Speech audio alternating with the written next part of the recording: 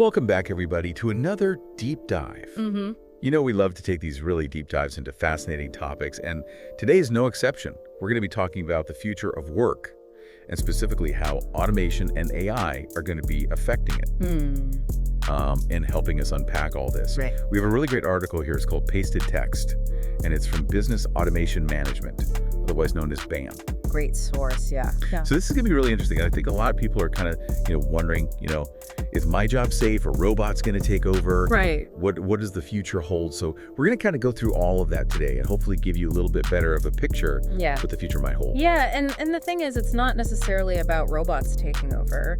It's more about, understanding, like you said, what trends are happening and how you can be prepared. Right. Because some jobs, as we'll see, are more vulnerable than others. Yeah. Okay, so let's jump into it. The article starts off with what it calls the automation avalanche. It's kind of a dramatic title, but I think it's probably appropriate. So what are they talking about this avalanche? Well, they're really saying that, AI and automation are changing things so rapidly. And, it's not just, like I said, robots on factory floors. This is impacting a lot of different sectors. Okay, so it's pretty widespread. So which jobs are we talking about here? It's like, hit us with the highlights of like what the article says. Well, one of the big things is that they predict that, a lot of jobs could be automated. And by 2025, nearly 60% of tasks in manufacturing, they think, could be automated. Wow, 60%. Yeah, that's a lot. And that's just one industry.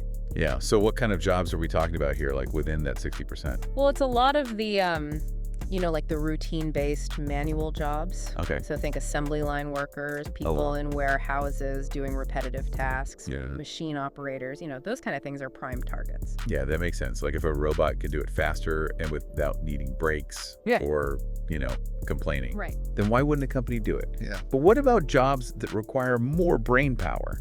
Like, are those safe? Well, that's the thing. The article says that even some white-collar jobs are at risk. Oh, really? So like clerical and administrative roles, AI-powered tools are getting really good at like data processing, basic bookkeeping, even things like scheduling and email management. So, all those tasks that people do with paperwork, those mountains of paperwork, might soon be handled by algorithms. Algorithms. So instead of like my human assistant, I'm going to have a virtual assistant. Exactly. Wow. And that leads to another area that's being impacted a lot, and that's customer service. Think about all those chatbots that you encounter online. Oh, yeah. I hate those sometimes. Yeah, but they're getting so good, They are. It's hard to tell if you're talking to a real person or not. I know. I've been fooled a couple of times. Yeah, and that's because of advancements in, natural language processing, machine learning.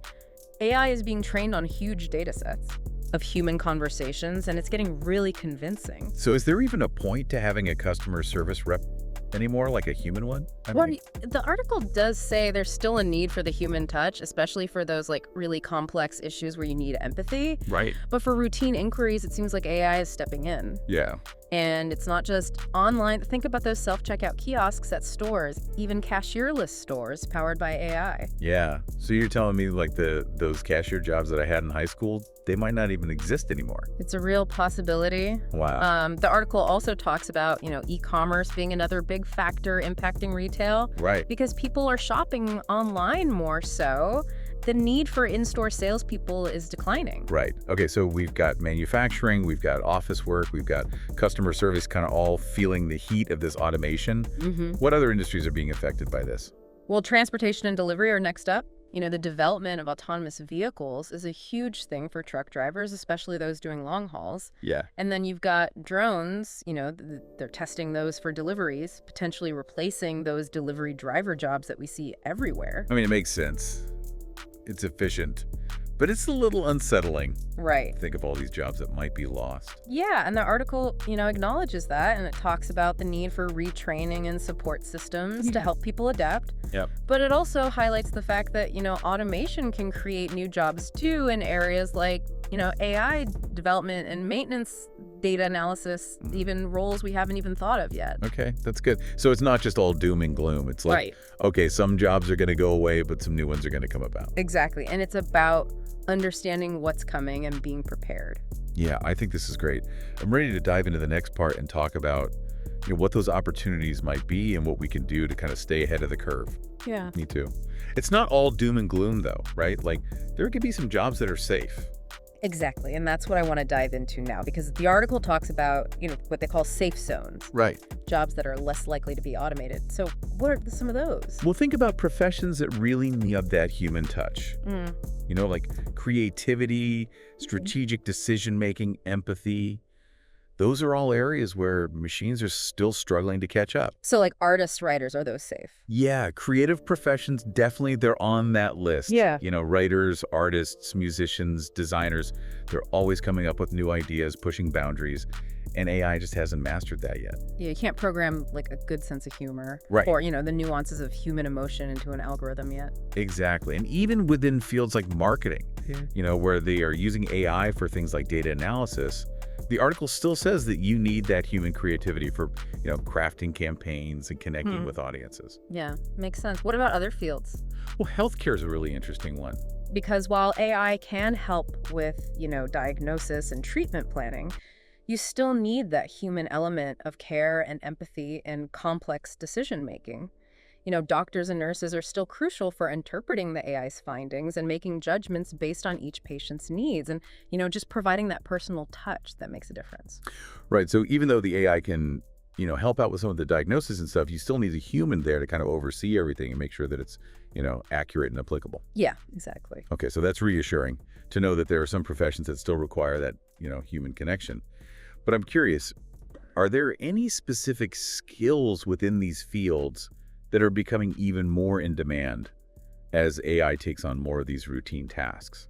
Definitely the article talks about, the need for people who can manage and interpret the AI. So for example, in healthcare, you might have radiologists who specialize in AI-powered image analysis, or surgeons who are trained to work with robotic surgical assistants. So these are the people who are bridging the gap between technology and human care, and their expertise is going to be really valuable. So it's not enough to just be a doctor or a nurse. You need to be tech savvy and comfortable working with AI. Yeah, exactly. And that's a trend that's probably going to continue in a lot of different fields. That makes sense. What about like fields that require more hands-on work, like are plumbers and electricians safe from the robots? Skilled trades are another area where we expect to see continued demand.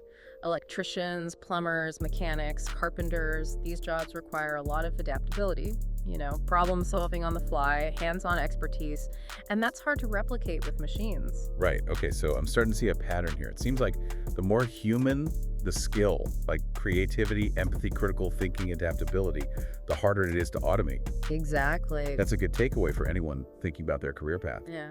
Yeah. And the article goes beyond just, listing these safe zones. It talks about specific actions you can take to thrive in this job market.